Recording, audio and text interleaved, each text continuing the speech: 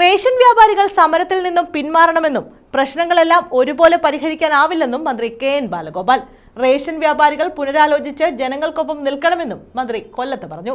Ration വ്യാപാരികൾ അങ്ങനെ അനിശ്ചിതകാല സമരത്തിലേക്ക് പോവാതെ ഒരു പുനരാലോചന നടത്തുമെന്നാണ് ഞാൻ വിശ്വസിക്കുന്നത്. കാരണം റേഷൻ വ്യാപാരികൾ അങ്ങനൊരു സാധാരണഗതിയിൽ പണിമുടക്കുന്നത് എങ്ങനെയാണ് കേരളത്തിലെ റേഷൻ വാങ്ങുന്ന ലക്ഷക്കണക്കിന് ആളുകളെ ബാധിക്കുന്നതെന്നുള്ള അവർ ആലോചിക്കും. ഇവര് സാധാരണ ഒരു ട്രേഡ് യൂണിയനോ തൊഴിലാളികളോ എന്ന നിലയിലല്ല ഇത്തരം കാര്യങ്ങളെ കാണുന്നത് ഞാൻ വിചാരിക്കുന്നത്. കാരണം അവരൊരു ലൈസൻസീസ് ആണ്. കേന്ദ്ര ഗവൺമെന്റും സംസ്ഥാന ഗവൺമെന്റും കൂടി നടപ്പിലാക്കുന്ന പദ്ധതി സാധാരണക്കാരിലേക്ക് എത്തിക്കേണ്ട ഉത്തരവാദിത്തമുള്ള ആളുകളാണ്. അതുകൊണ്ട് ആ ഗൗരവത്തോടായിരിക്കും അവർ പെരുമാറുന്നതിന് കരുതുന്നു. അത് പുനരാലോചിച്ച് ഈ കാര്യങ്ങൾ ജനങ്ങൾക്ക് ഒപ്പം നിൽക്കേണ്ടതാണ്. ഇത് സാധാരണ ഏറ്റവും അത്യാവശ്യമുള്ളൊരു മേഖല എന്ന നിലയിൽ അങ്ങനെ ഞങ്ങൾ അരി കൊടുക്കില്ല, ഭക്ഷ്യസാധനങ്ങൾ കൊടുക്കില്ല എന്ന് പറഞ്ഞ് പണിമുടക്കുക എന്ന് പറഞ്ഞാൽ അത് സാധാരണ ആളുകൾ ചിന്തിക്കുന്നതിനൊക്കെ അപ്പുറമാണെന്നുള്ളതാണ് എനിക്ക് വളരെ വിനയത്തോടുകൂടി പറയാനുള്ളത്, അവരോടും കൂടി പറയാനുള്ളത്. 4.5 കോടിയോളം രൂപ വരുന്ന ക്ഷേമനിധി ആവശ്യം അംഗീകരിച്ചു നൽകുന്നതിൽ സർക്കാരിന് അനുഭാവം മാത്രമാണുള്ളതെന്ന് മന്ത്രി കെ.എൻ. ബാലഗോപാൽ പറഞ്ഞു. അവരുടെ ഒരു ക്ഷേമനിധിയുടെ ഫണ്ടിന്റെ കാര്യമാണ്. അതിപ്പോ കഴിഞ്ഞൊരു ചർച്ചയുടെ ഭാഗമായിട്ട് ഞങ്ങൾ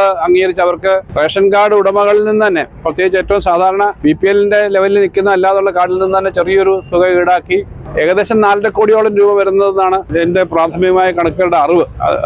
അങ്ങനെ ക്ഷേമനിധി പദ്ധതി ഉൾപ്പെടെ നമ്മളിപ്പോൾ കൊടുക്കാമെന്ന് പറഞ്ഞു. അതിനുള്ള അഡീഷണൽ സഹായം കൊടുക്കാമെന്ന് പറഞ്ഞു. അപ്പൊ അത് പോലുള്ള കാര്യങ്ങൾ പലതും ഉണ്ട്. അപ്പോൾ ഈ കാര്യങ്ങൾ ഗവൺമെന്റ് അവരോട് വളരെ അനുഭാവപൂർവമായ നിലപാട് തന്നെയാണുള്ളത്.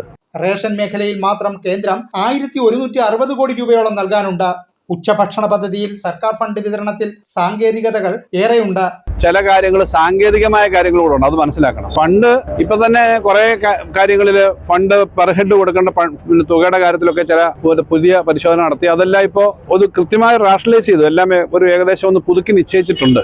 പലപ്പോഴും ഈ ബില്ലുകൾ പോയി ബില്ല് വന്ന് അവിടുന്ന് പാസ്സായി വരുന്നതിന്റെ ഒക്കെ ചില താമസങ്ങൾ വരുന്നു. ഫണ്ട് ഇതുപോലുള്ള കാര്യത്തിൽ അനുവദിക്കാതിരിക്കുന്ന പ്രശ്നമേ ഇല്ല. അത് ഞാൻ വീണ്ടും ആവർത്തിച്ച് പറയുകയാണ്. ഏറ്റവും സാധാരണക്കാർക്ക് കിട്ടേണ്ട കാര്യങ്ങൾ, അത് സാമൂഹ്യക്ഷേമ പ്രവർത്തനമായാലും ഇതുപോലെ കുട്ടികളുടെ കാര്യത്തിലായാലും സാധാരണ തൊഴിലാളികളുടെ കൂലിയായാലും അതുപോലുള്ള കാര്യങ്ങളൊക്കെ വലിയ തോതിൽ നമ്മൾ ചെലവാക്കുന്നു. സാധാരണക്കാരുടെ യാതൊരു അവകാശങ്ങളും നിഷേധിക്കില്ലെന്നും മന്ത്രി പറഞ്ഞു. സാങ്കേതികത്വത്തിലുപരി മനുഷ്യത്വപരമായാണ് സംസ്ഥാന സർക്കാർ ഇടപെടുന്നത്. സ്കൂൾ വിദ്യാഭ്യാസത്തിന് മാത്രം 1000-ലധികം കോടി രൂപ മുൻകൂറായി കൊടുത്തിട്ടുണ്ടെന്നും ബാലഗോപാൽ പറഞ്ഞു.